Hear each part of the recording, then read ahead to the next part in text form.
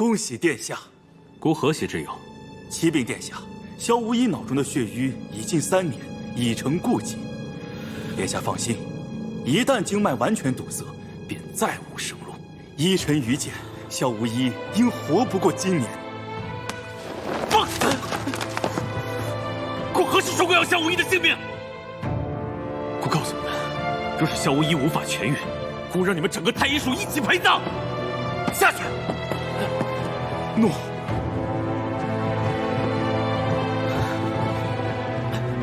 如果不除掉北秦，夺回故土，就不可能有真正的和平。一直，这是你在逃亡健康途中亲口告诉我的，是你自己忘了。你莫要困在过去，让过去成为你的心魔。你本不是这样的人。报！殿下，狱卒说，萧世子婚去之前说他没有罪可认，如果一定要认罪的话，这血写的兵书就是他的认罪书。宣谢家瑜。诺。不，别宣了，让谢家瑜直接去狱中接萧无一出来。诺。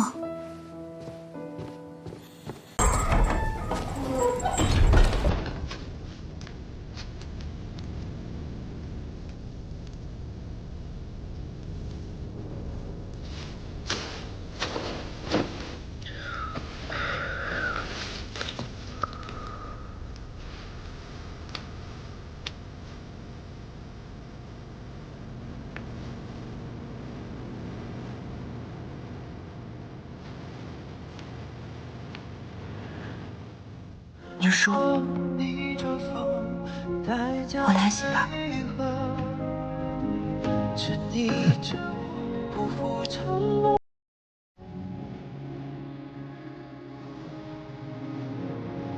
奋勇阵者，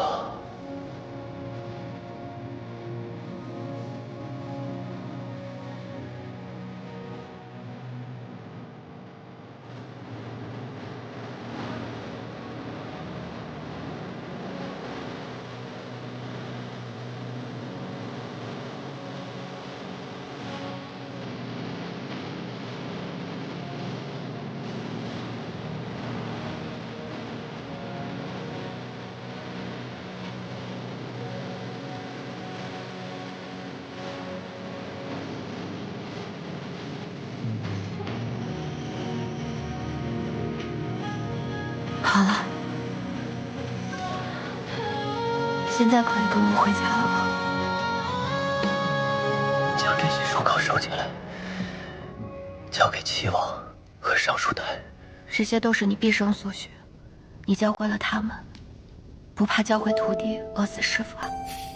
那不是正如我所愿吗？难道你不希望这大业多几个萧无一吗？你真给自己交代。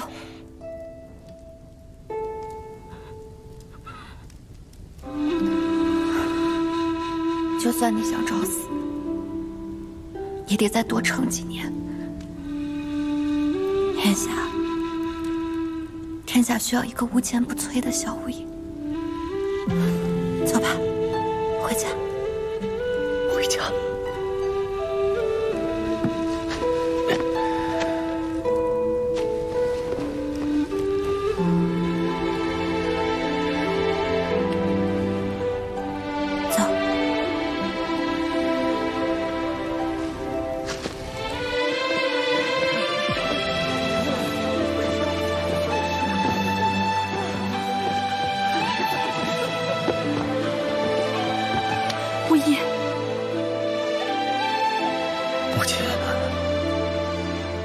父亲，哥，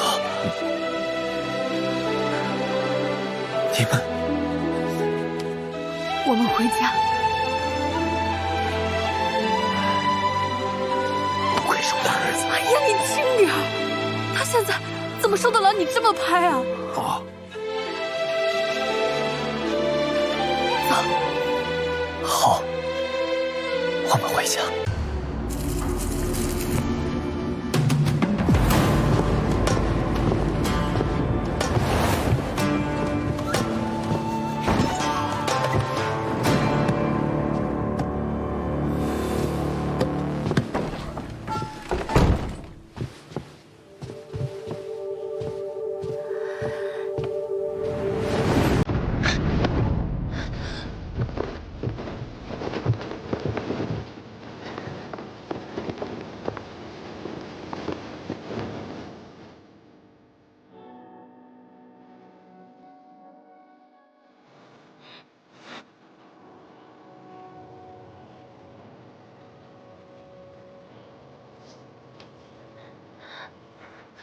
萧无一，你骗人！你明明能看得见。这叫听声辨位。这2年我一直在练习，早晚有一天我会看不到，总不能一点准备都没有吧？松手，让我起来。嗯？你松手！萧无一，血瘀会越来越严重的事儿。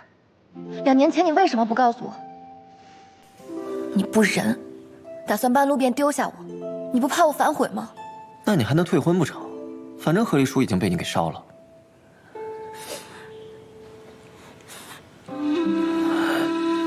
你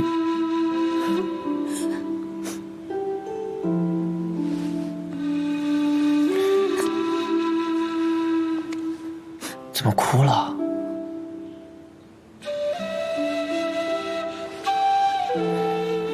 这血瘀之症无法医治，即便是我告诉你，也只是徒增你的烦恼。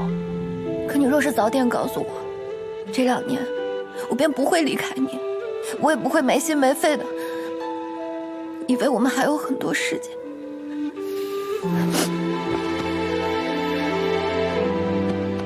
好了好了，这2年，你跟随矿藏图寻矿，行万里路，见天地，见众生，将妙手开遍大业，助百姓民生。你可还畅快高兴？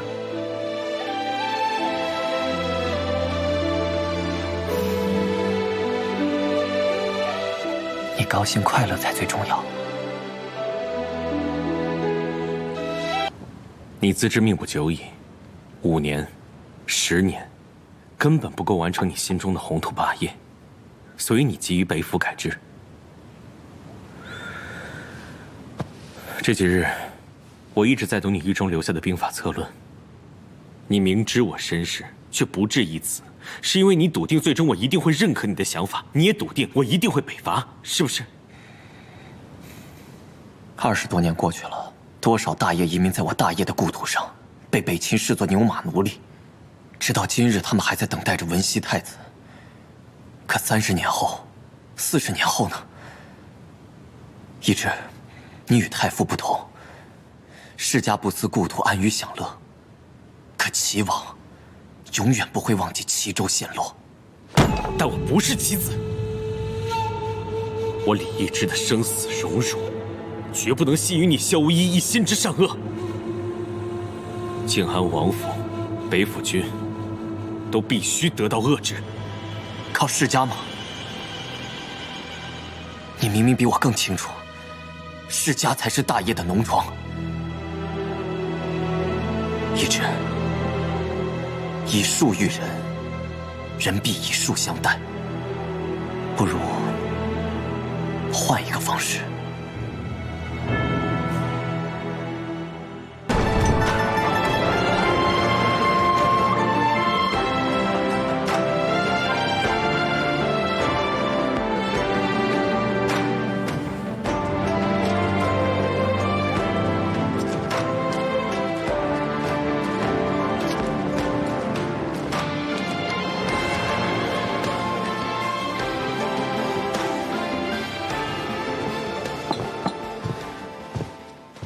你转得我头都快晕了。也不知道袁家子到底考了几品。放榜了！放榜啦！放榜了，几品？1品。真的？这下袁家子总算是扬眉吐气了，当了女博士，以后入朝为官。我得好好给袁家子设计一顶3冠。他现在人在何处？已入东宫，正要册封呢。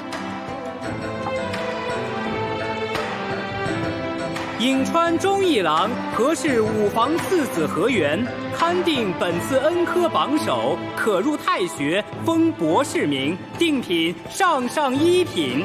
颍川何氏5房次子何元拜首。平身。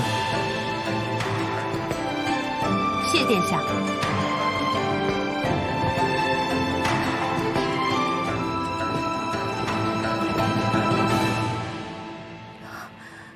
且慢！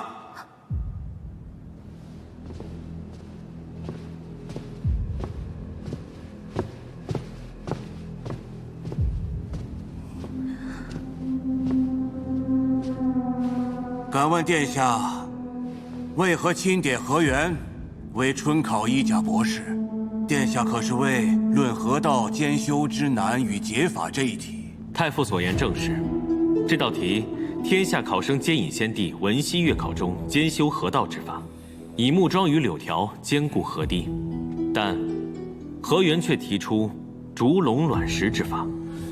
河源，你来说。竹笼卵石，以竹编笼，装满卵石，沉于河道之内。竹笼的韧性和卵石的重量，既能稳固河岸，又可以适应水流的冲击。此乃以柔克刚之法。不问你，你一个世家子，怎会知解法？回殿下，是有一位罪人教授于我。罪人？河源今日也把他带来了，他叫柳昭林。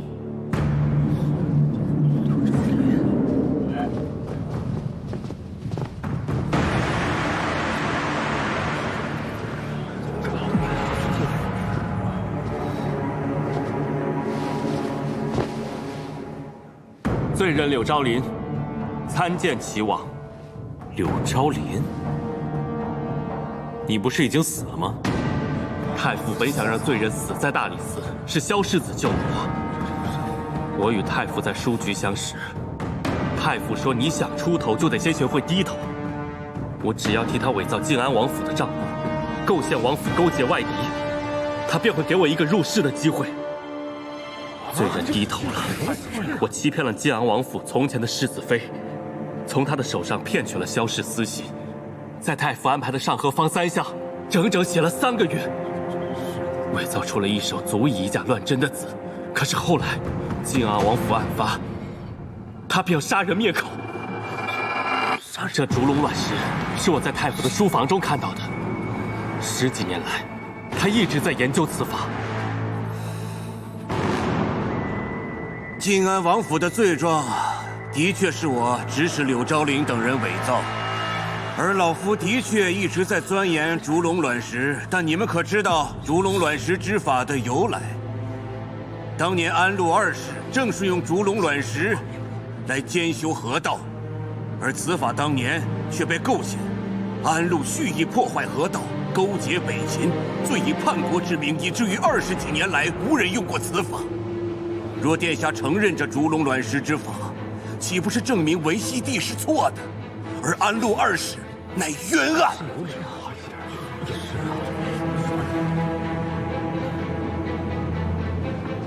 大哥，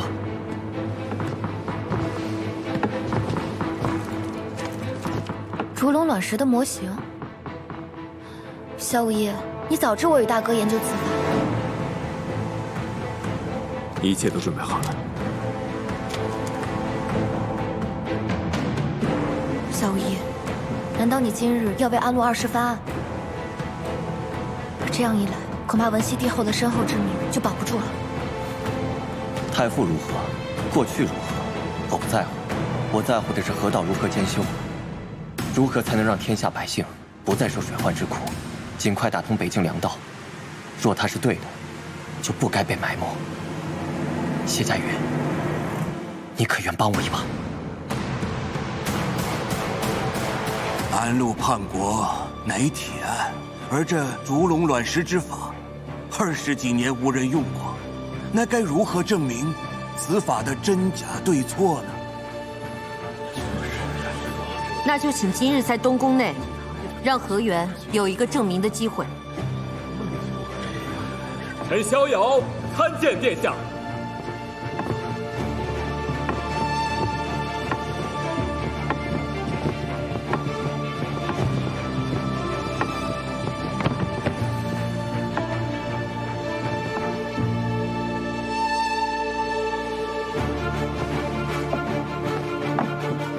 罪臣逍遥参见殿下。自从河道塌方，臣夜夜不眠，幸得柳先生所授，在世子妃帮助下，至此竹笼卵石，还请殿下恩准一试。准。谢殿下。祖庄，注水。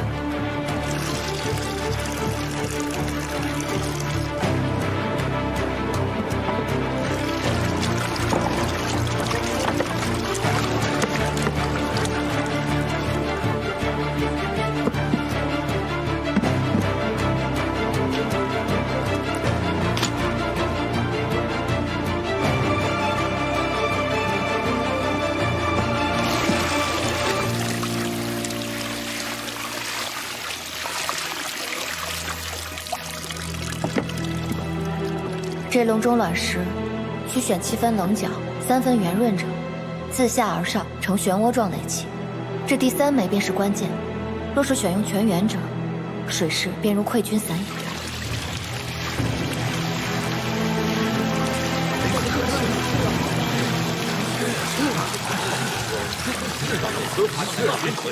成了，你们看，水流变慢了，房子没有倒。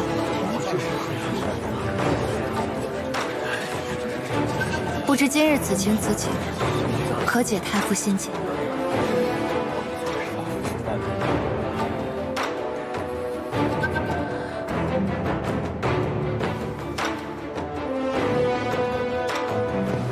殿下，今日若不教当年文帝之错，想必还会有更多百姓受水患之苦。今日，还请殿下明示。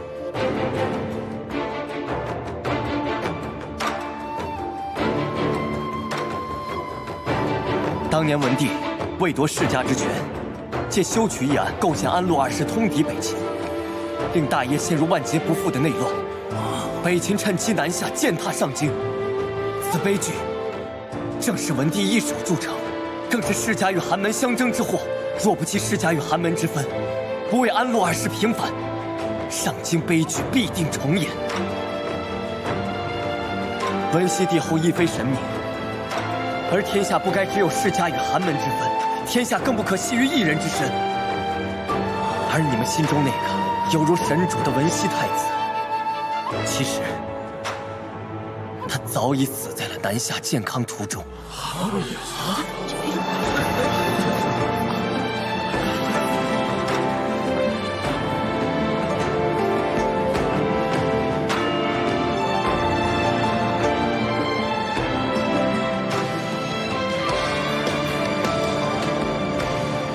传古守谕，为安陆二世昭雪。凡有被诬之罪，一概洗除，收其遗孤，准其归籍，送入太学教养。同旨，削去逍遥一切官职，伐却岭南，解决粮道水患之难。臣鞠躬尽瘁，愿为大业，嗣而后已。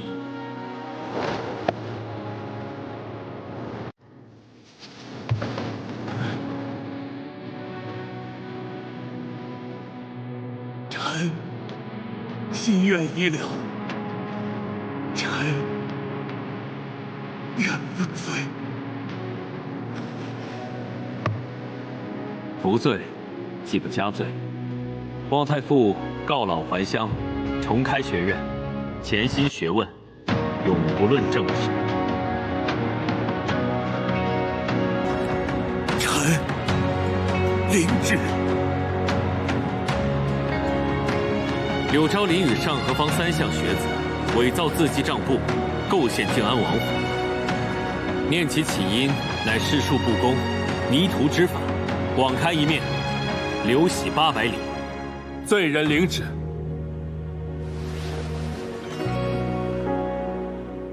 殿下，世数不公，乃大业之痼疾，还请殿下把本色园设春考为常制，以正公平。准。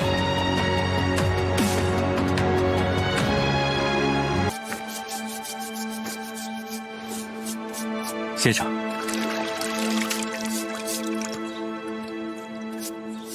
敢问先生，可否解血瘀之症？萧无疑死了，你正好收归他的兵权，还救他做甚？我只要他败在我手里，不是死在我手里。救倒是能救，可若是为了救他死更多的人，这罪孽你担得起吗？担得起。我曾救过先生一命，当时先生允诺我救3条性命。第一条让我保皇帝小儿的命，我做到了，他到现在还没死。那么第2条，我希望您能救萧无疑。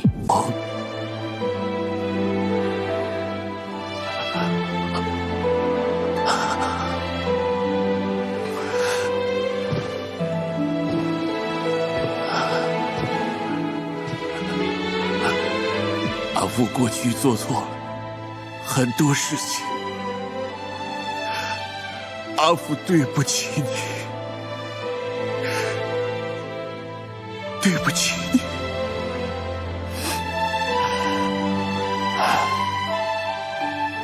北京很苦啊，要记得多穿衣。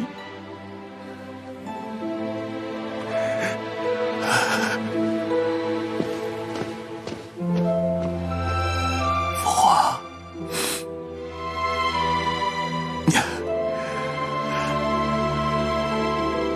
你有个好女儿。父，真舍得离开健康啊！靖安王，太傅打算就这么放过靖安王府吗？什么意思？这是本王亲自给文熙皇后写的罪诏。太傅难道不想知道，当年的冤案到底是谁一手炮制的吗？你不是家主！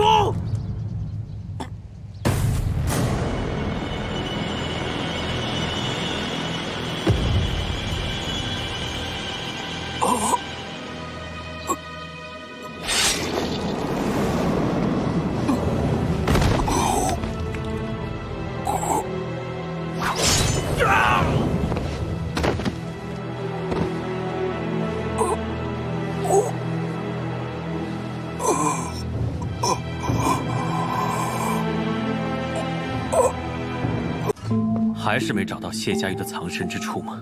阿大将军已经率领禁军搜查了整座健康城，没有发现世子妃的踪迹。这2年推行北府改制，禁军也已脱胎换骨，能将健康城控制得如铁桶一般。可谢家玉竟还能从眼皮子底下消失，这说明谢家玉也好，萧无疑也罢，健康城中肯定还有姑不知道的退路。这说明这健康城依旧不在姑的掌握之中。一城如此，一国何如？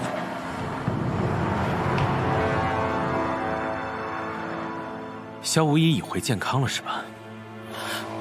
是的。让景兰看好西月楼，看好妙手。诺。慢点儿。西月楼。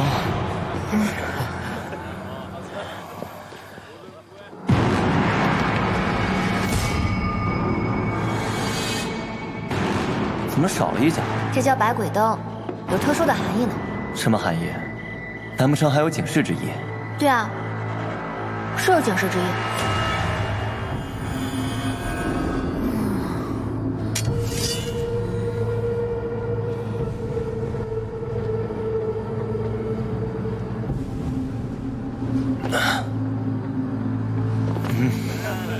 接着喝，今夜不醉不归，怎么走。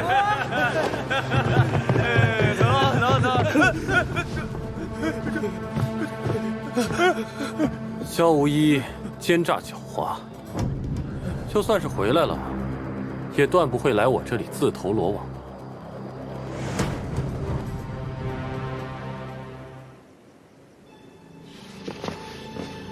这就进了大理寺里面了。进个大理寺算不得什么。王爷、王妃还有逍遥，他们都在里面。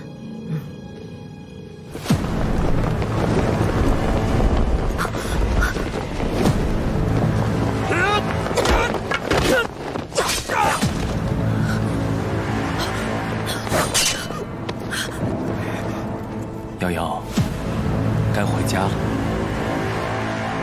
你猜到我会来此？我还猜到你会拿萧无一声东击西。怎么，不怕我抓了他吗？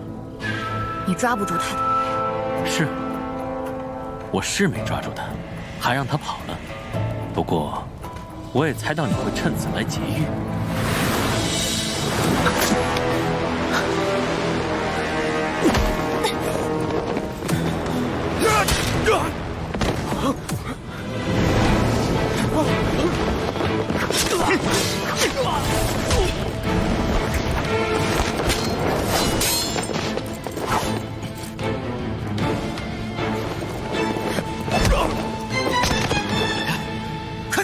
走，刘姑姑。萧无疑，你来干什么？我不来你就跑不了了。萧无疑，你放了殿下！萧无疑，难道这就是你所谓的一心只为天下吗？林茂，明明是你欺人太甚，你明知我阿父乃是被北齐人所害，却依然要借题发挥，趁机夺取北府兵权，诛灭靖安王府，你还讲不讲道理？这健康何时是个讲道理的地方了？你们刚才经过的暗道，还有那藏匿人群之中的高手，难道就是你们日后拿来跟孤讲道理的吗？萧无疑，明日便是行刑之日，纵然你逃得过，他们仨也绝对逃不了。李茂，我对你已仁至义尽，再见面便不再留情。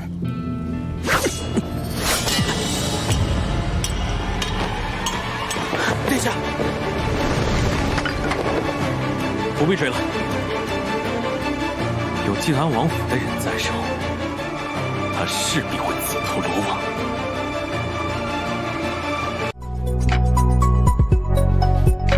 爱情。